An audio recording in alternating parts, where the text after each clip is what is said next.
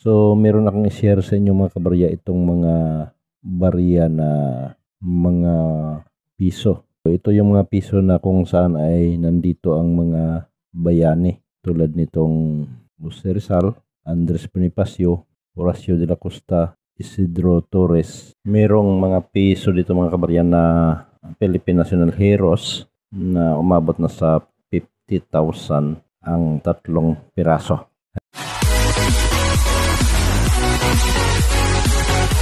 Hello, magandang araw mga kabarya. Welcome back to OMG TV channel. Okay, magandang araw sa lahat. Magandang araw sa ating mga subscriber, sa ating mga viewers. Sana ay nasa mabuti tayong kalagayan.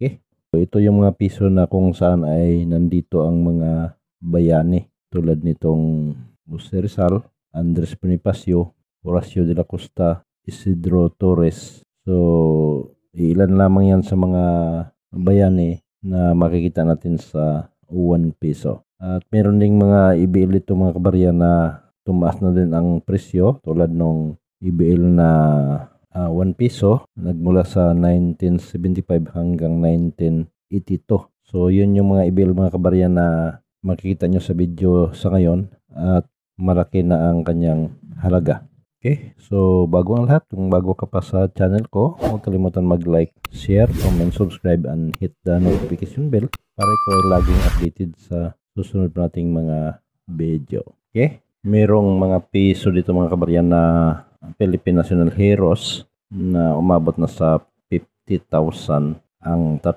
piraso. So ito ay napakalaking presyo mga kabarya kung ibabase natin sa presyuhan nitong mga piso na makikita natin sa mga pamimili ng ating mga collector. Okay? So, abangan nyo ang iba pa. Meron din tayong ilang mga error dito na ipapakita sa inyo para halimbawa kung meron kang ganito ay alam mo na kung magkano ang halaga. Okay? So, unahin natin dito mga kabarya itong 1 piso na IBL. Ang 1 piso IBL ay nagmula sa 1975 to 1982.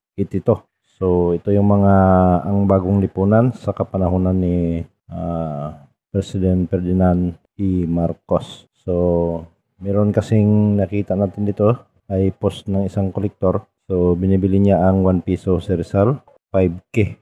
So ayan ang pamimili niya ay 5K ang isang piraso.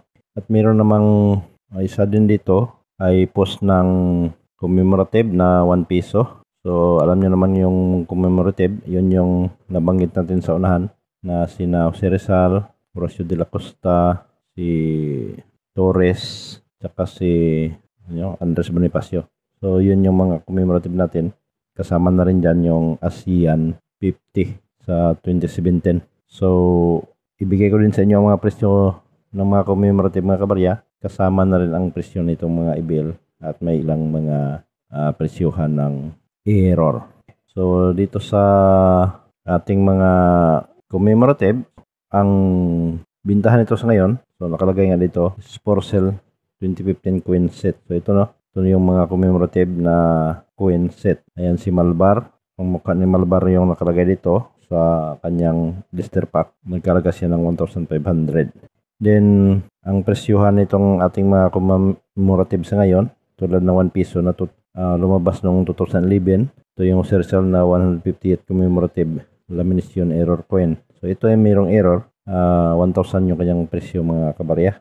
At ang 1 piso na 158 Jose Rizal commemorative coin, 500 yung kanyang halaga. Ito namang isa another price na itong Jose Rizal na commemorative coin sa 150 years of birth o Jose Rizal, 1,036.75 ang isang piraso. At itong commemorative na 130th anniversary sa El Filibusterismo Medal. So mahal na siya mga kabarya. Si Jose Rizal pa rin ang mukha nito at nagkalaga siya ng 3,110.64 pesos. So meron pa rin isang may kasama yung blister pack mga kabarya at meron pang isa dito na kasama din ang blister pack sa 150 years birth of Jose Rizal anniversary. 763.52 pesos ang kanyang price. Okay? So, halo-halo to at meron namang Philippine 1972 peso Jose Rizal coin. Nagkalaga siya ng 7,385.21 pesos. At another EBL, Philippine peso 1977. So, ito ay napaka-rare na EBL. 1,696.14 ang kanyang price. So, yan na. Mga kabarya, napakamahal na. At meron 1978 dito na merong error. Jose Rizal ang bagong lipunan.